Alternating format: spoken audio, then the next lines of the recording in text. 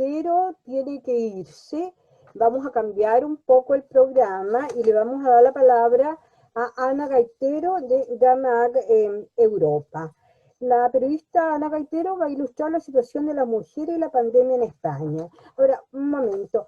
Ana participó en el equipo de producción de la nueva serie de Netflix Nevenka sobre una mujer española de 20 años. No, perdón, una mujer española que después de 20 años de haber enjuiciado y ganado la causa por acoso sexual a un político de derecha español, decide contar su caso. El acoso fue tan terrible que ella, a pesar de que ganó el juicio, sufrió de tal acoso, pásenme la repetición, que tuvo que irse de España. Adelante, Ana, bienvenida con tu tema. Muchas gracias, Patricia, y gracias a todas y a todos por invitarme y por escuchar esta intervención. Yo he dedicado la ponencia que traigo en nombre de GAMAG Europa a la pandemia y las mujeres en España y al reflejo que su situación ha tenido en los medios de comunicación. Los medios de comunicación han reflejado día tras día, a veces sin mucha conciencia, cómo la brecha entre hombres y mujeres se ensanchaba con la pandemia. El COVID-19 ha puesto en primera plana temas y tareas relegadas habitualmente a la sección de sociedad. Eso lo he vivido en primera persona en mi trabajo.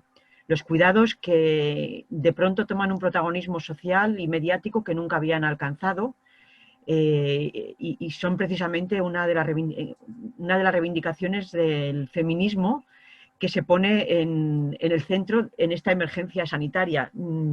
Insisto, yo creo que no ha habido conciencia de que esto estaba ocurriendo. Era la pandemia, la necesidad de atenderla la que nos llevaba a ello y también a reflejarlo. De este modo, el COVID-19 alteró la jerarquía habitual de las noticias según el esquema tradicional de política, economía primero y después esto del interés humano. Algunos efectos que hemos visto reflejados en las noticias y que sobre todo ahora al que terminar el año 2020 y con el 8 de marzo se han puesto más en evidencia es asuntos como cómo ha repercutido la pandemia en el trabajo en el ámbito femenino. El empleo ha caído más en las mujeres que en los hombres, 3 puntos en las mujeres y 1 punto en los hombres, en el caso de España, de modo que hay otro asunto que hemos visto que sufren más las mujeres han sido los ERTES, un 20% más de mujeres y un 16% de hombres en expedientes de regulación de empleo temporal por el parón de la economía.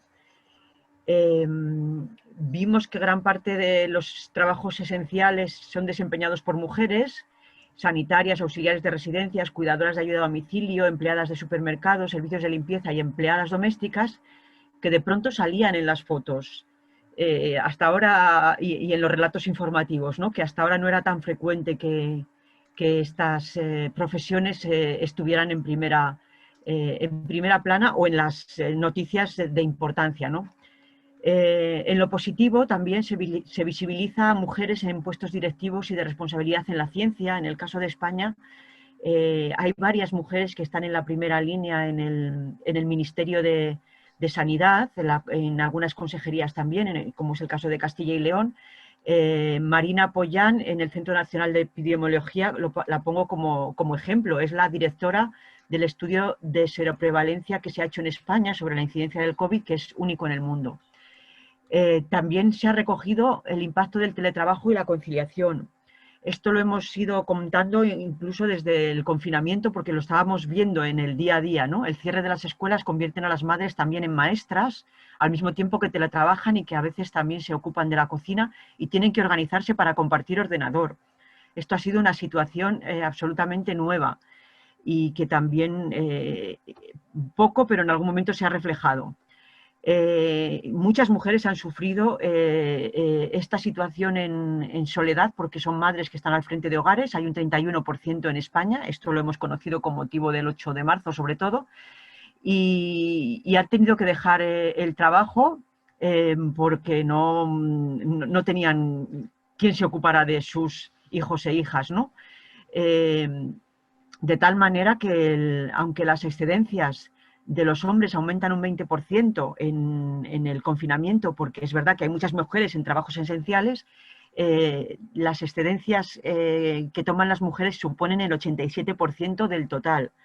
Es decir, es un dato positivo que los hombres hicieron un poco más cargo de las responsabilidades familiares por la necesidad de la pandemia, pero estamos reflejando que esto es una carga que sufren las mujeres, que asumen las mujeres principalmente.